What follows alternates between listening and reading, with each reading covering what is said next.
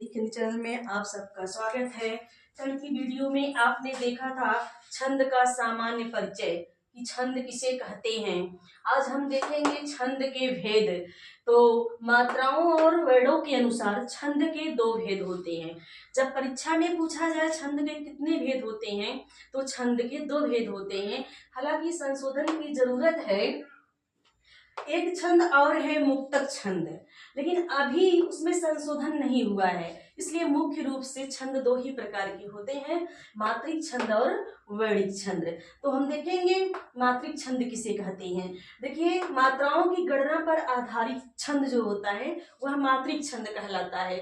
अर्थात काव्य की पंक्तियों में जहां पर मात्राओं की गिनती की जाती है वहां पर मात्रिक छंद होती हैं। प्रमुख मात्रिक छंद कौन कौन से हैं उसको हम देखेंगे। चौपई, चौपाई, सोरठा, दोहा, रोला, उल्लाला, गीतिका, हरि गीतिका, छप्पे, कुंडलिनी और वरवे, ये प्रमुख मात्रिक छंद हैं जो आपके कोर्स में है।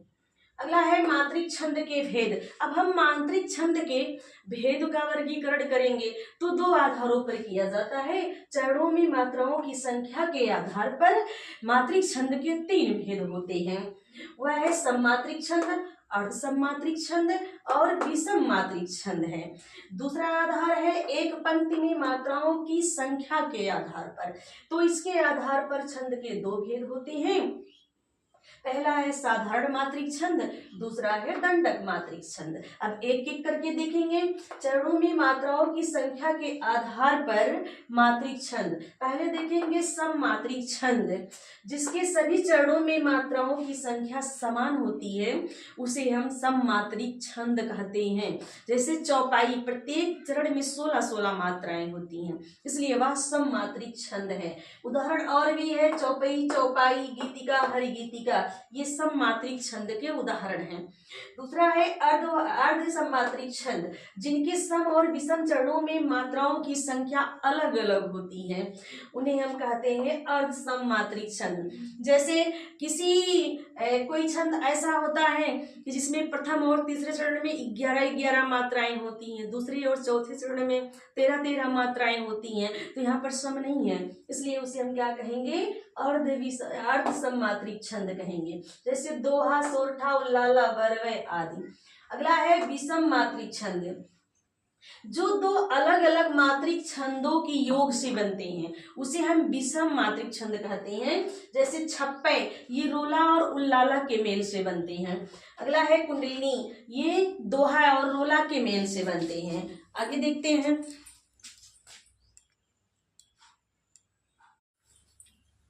एक पंक्ति में मात्राओं की संख्या के आधार पर साधारण मात्रिक छंद, दंडक मात्रिक छंद, साधारण मात्रिक छंद, वे मात्रिक छंद जिनके एक पंक्ति में 28 तक मात्राएं होती हैं वे साधारण मात्रिक छंद कहलाती हैं। उदाहरण है दोहा, सोरठा, गीतिका, हरि गीतिका, वरवे, रोला, चौपई, चौपाई आदि।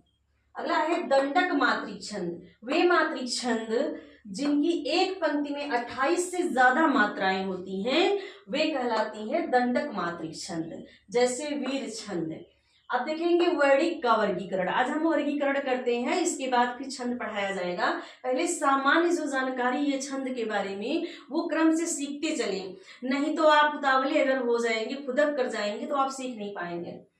तो देखिए वर्णिक छंद, वर्णों की संख्या का ध्यान रखकर जो शब्दों की योजना की जाती है उसे हम वर्णिक छंद कहते हैं। जहां मात्राओं का ध्यान दिया जाता है वहां मात्रिक छंद, जहां वर्णों का ध्यान दिया जाता है वहां पर वर्णिक छंद होता है। जैसे इंद्र वज्रा, उपेंद्र वज्रा, द्रुत विलंबित, वंशस्थ, वसंत तिलका, शार्दुल, विक्रीडित, मंदाक्रांता, कवित, सवैया आदि, ये सब जो है क्लास 10th और 12th के कोर्स में है। आगे देखिए वर्णिक छंद के भेद। इसे हम 4 आधार पर करते हैं। चरणों में वर्णों की संख्या के आधार पर समवर्णिक छंद, अर्ध समवर्णिक छंद और विषम वर्णिक छंद, 3 प्रकार के भी होते हैं। जिस तरह से मात्रा वाला देखा आपने। एक पंक्ति में वर्णों की संख्या के आधार पर साधारण वर्णिक छंद और दंडक वर्णिक छंद होते हैं। गणों के क्रम के आधार पर गणबद्ध और मुक्त गणबद्ध होता है छंद। तुक के आधार पर दो भेद होते हैं, तुकांत, अतुकांत। आगे देखते हैं। चरणों में वर्णों की संख्या के आधार पर वर्णित छंद। तो पहला है समवर्णित छंद। सभी चरणों में वर्णों की संख्या एक समान होती है, तो वहाँ समवर्णित छंद होते हैं। दूसरा द्रुत विलंबित छंद, जैसे वंशज छंद, मंदाक्रांता छंद, साधु विकृत छंद आदि। अगला है अर्ध समवर्णित छंद, जिनके सम एवं विषम चरणों में वर्णों की संख्या अलग अलग होती है, वहां पर क्या होगा, अर्ध समवर्णित छंद। वैसे भी आप मात्रा में भी पढ़े थे। इसमें कवित्व आता है। कवित्व के दो भेद, जैसे मनहर कवि सवैया, देवघनाक्षरी कवि सवैया होता है, इसको बाद में देखेंगे। अभी पहले हम वर्गीकरण सीख लेते हैं। विषम वर्णिक छंद। विषम वर्णिक छंद दो अलग अलग वर्णिक छंदों के मेल से बना है छंद विषम वर्णिक छंद कहलाता है। वो इसे उपजाति सवैया हो गया। अब दूसरे आधार पर हम इसको देखेंगे वर्णिक छंद को। एक पंक्ति में वर्णों की संख्या के आधार पर वर्णिक छंद, तो साधारण वर्णिक छंद होता है और दंडक वर्णिक छंद होता है।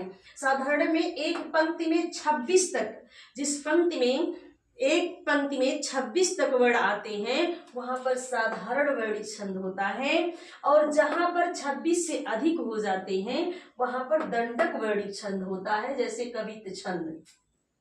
अब अगला क्रम है इसका वर्गीकरण गणों के क्रम के आधार पर। इसके दो भेद होते हैं, गणबद्ध और गणमुक्त होते हैं।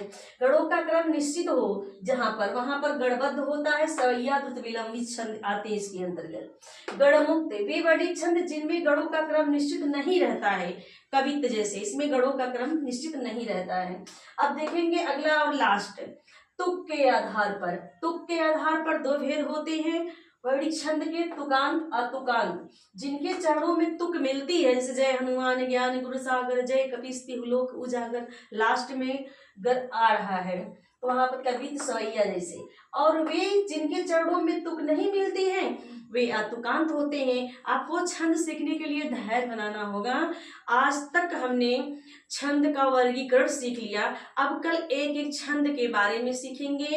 इससे पहले निवेदन है आपसे कि आप वीडियो को ज़्यादा से ज़्यादा शेयर करें, चैनल को सब्सक्राइब करें, लाइक करें, कमेंट करें। धन्यवाद, मिलते हैं नेक्स्ट क्लास में।